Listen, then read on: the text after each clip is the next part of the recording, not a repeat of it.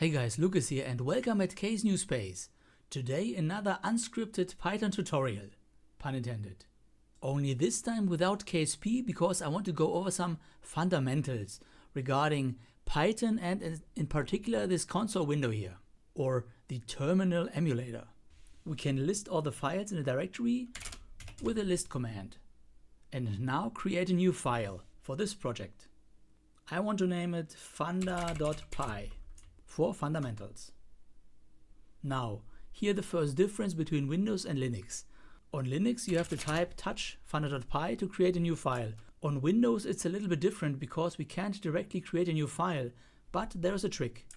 We can simply write an empty string to a file. And that works like this. Let's check it. Yup, there it is. Now open this file with your favorite editor. Bam, here it is. Maybe you can remember, but the last time we've used an interactive Python console to write our code. However, this gets really messy really fast because you can't really tell what you've done before. So we actually want to write a file that then gets run by Python every time. Okay, let's go out of here, clear the screen. Okay, this is our funda.py file. And to test how it works, I simply write a print line. Hello, Kerbin. Save it. And now call this file using Python. That's all there is to it. That's how you run a Python program.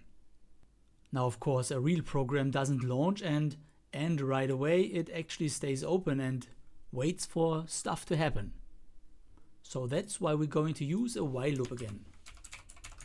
While, and in this while braces some statement that has to be true in order for this while loop to keep going. The lazy approach is of course to just simply type true or 1, but we want to make it a little bit more readable this time.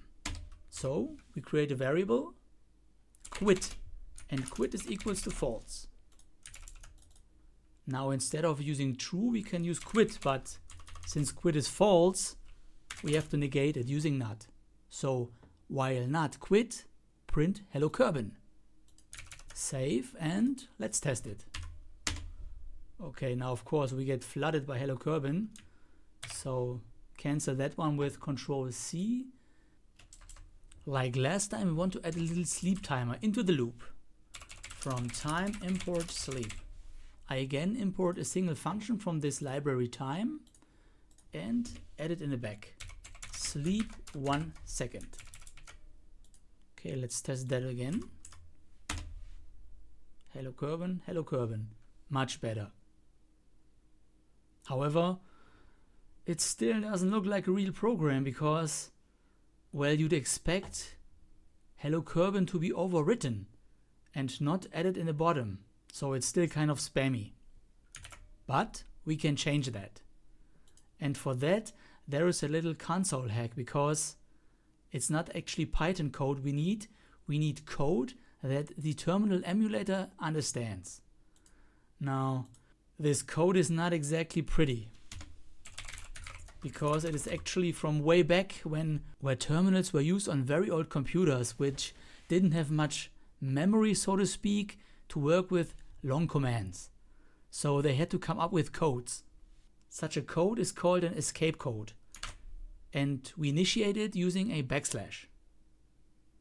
Or is it a forward slash? Not quite sure.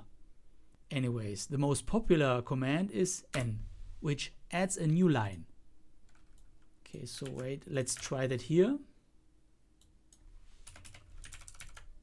Hello, new line, space, Kerbin. Let's test it. Yep, as expected.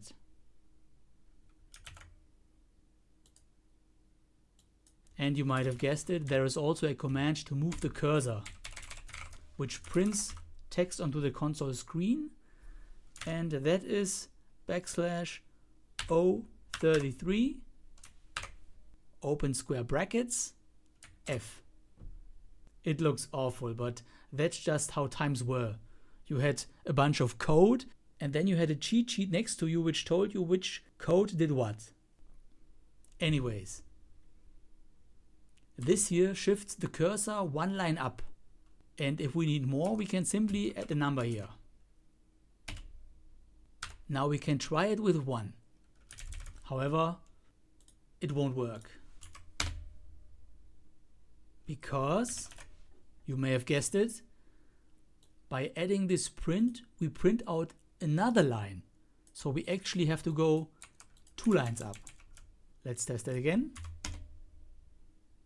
Yup, it begins to look like a real program.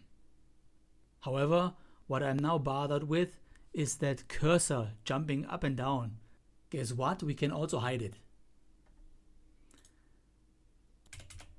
And that code for that is even more ugly. 033 bracket, oh god, question mark 25L. Yup, that's the code to hide the cursor. And if you want to unhide it, you use the H. Holy moly. Let's try it. Ta-da! But now you can't really tell that something is going on, so I'll add a little timer just for show. Timer equals 0.0, and in the end I'm going to increase the timer by 0.1. And here I'm going to print it next to Hello Kerbin. And here is a very important trick in Python, because I now want to print out a variable inside a string. And in order to do that I use the curly braces. However, this won't work yet. We can try it. Yup, it just prints out the curly braces, not the variable.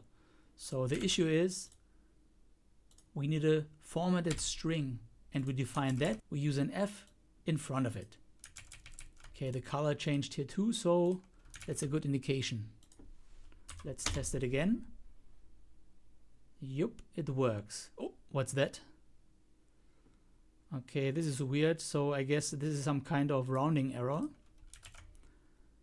And in order to avoid that, we can simply limit the number of decimal places we display. Okay, this is again a little bit complicated looking, but we basically just add .2 floating point numbers. So 2 decimals behind the point. Test it again. I prefer 1, I think. And again, much better. Okay, but well, this is not exactly 1 second, so I'll change the sleep by to 0.1 as well. Okay, now it makes much more sense. Okay. Now I have 2 numbers here which are sort of related to each other. That's why I'm going to use a variable. And that variable is straight out of physics, dt. That's the delta time, the time per loop, so to speak.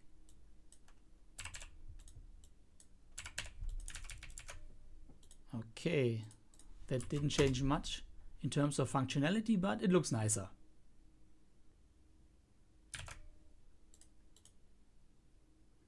Now, speaking of readability, this is not exactly readable as well, so what I'm going to do is to write a function to hide it. Define cursor move by n number of lines. Simply copy and paste that here.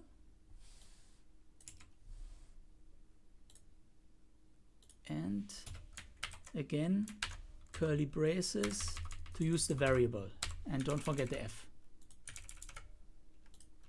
And now I can simply use my function. Cursor move 2. And it works.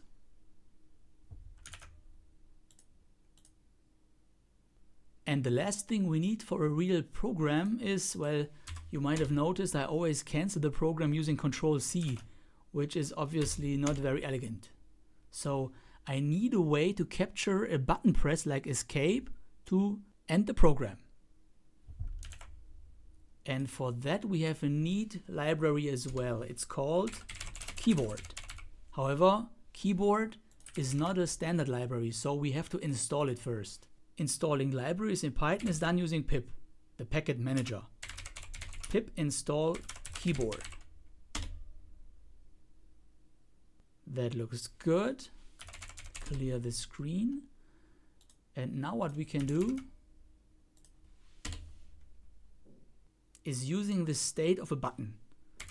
And we can check that using keyboard.isPressed and the button code. And the button code we need is escape. So keyboard is pressed escape turns true once we hit escape. So if keyboard is pressed escape, we want to turn quit equals true.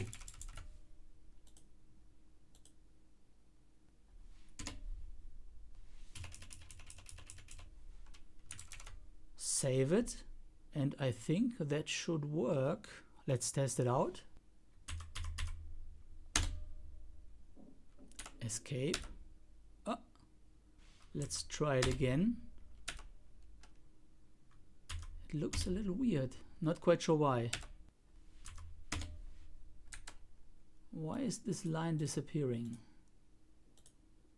Ah, yeah, of course. Once we quit, we still run this code here. So what we need to do, only run this code if it's not pressed. So else or else.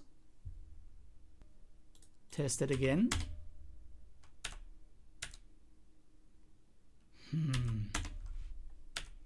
What is going on here?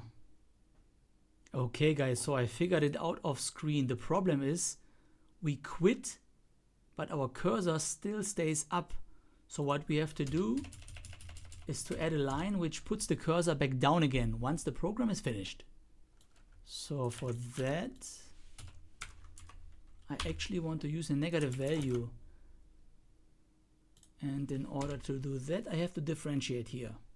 So if n is larger or equal to 0, do this. And if not, or else.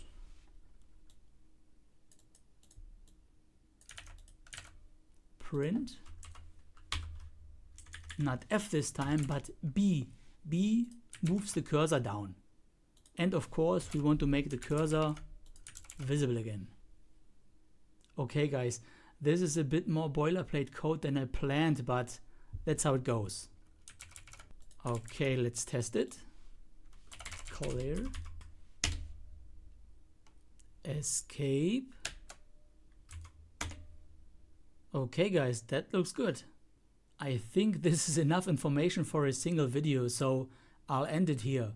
I think the next time we'll be back at KSP again. Okay, auf Wiedersehen and thank you for watching.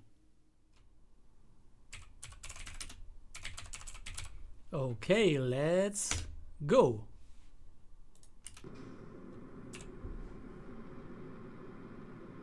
Ooh, I think it actually works.